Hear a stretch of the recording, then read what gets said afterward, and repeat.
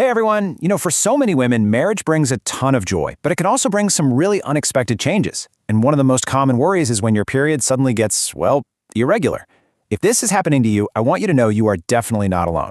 So in this explainer, we're going to break down exactly why this happens and what it all means for your body. Okay, let's get into it. So let's tackle the big question right away.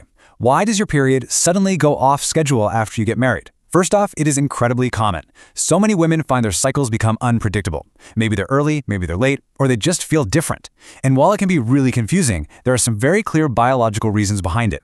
Yeah, it's really unsettling when your body's rhythm suddenly changes, right? I mean, you're used to a certain kind of predictability, and when that's suddenly gone, it's totally natural to worry. But the good news is, in most cases, this is just your body's way of adapting to a huge and exciting new chapter in your life.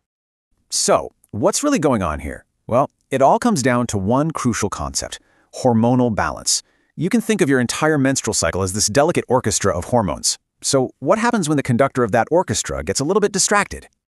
Okay, so that brings us to the big question. What exactly is throwing these hormones off balance in the first place? And to really get that, we've got to take a quick look at what hormones actually are and how they're connected to everything you might be experiencing right now. So think of hormones like your body's own personal text messaging system. They're these little chemical messengers that travel all through your bloodstream, telling different parts of your body what to do and when to do it. Seriously, they're in charge of everything from your mood to your metabolism and, of course, your menstrual cycle.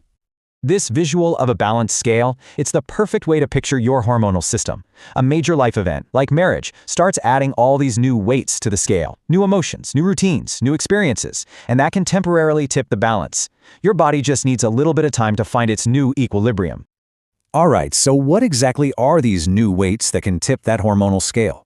We're going to look at 5 of the most common triggers that can cause these big shifts after marriage. And understanding these is really the first step to understanding what's going on inside your own body. All right, so here are the 5 key areas we're going to dive into.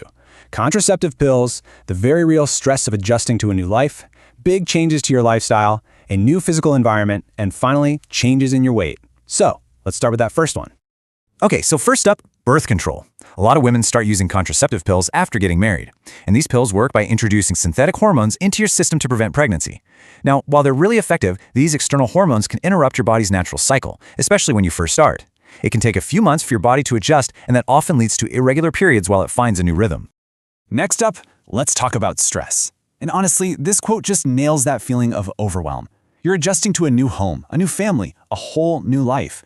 This isn't just in your head. That mental and emotional pressure actually causes your body to release stress hormones, like cortisol, which can directly interfere with the hormones that regulate your period. And wow, this table really shows you just how much your whole lifestyle can get turned on its head.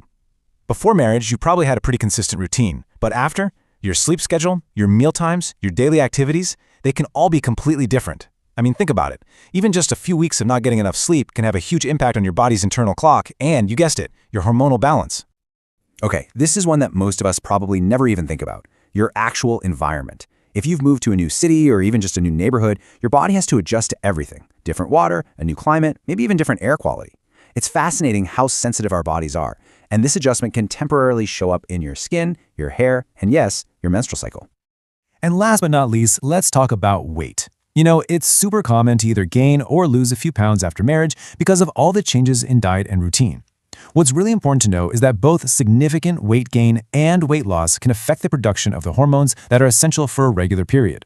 Your body just thrives on stability, and sudden changes in weight can really disrupt that.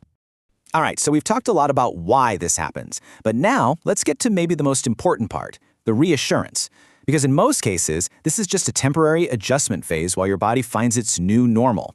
So, what does that adjustment period usually look like? This timeline gives a really great idea of what you can probably expect.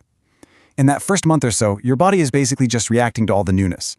Then, over the next couple of months, as you start to settle into a new routine, your body begins to adapt.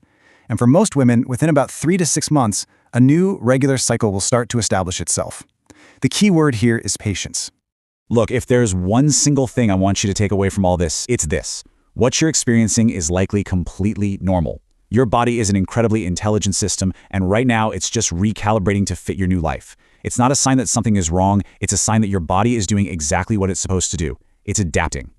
But with all that said, it is so important to know when it's actually time to get some professional advice.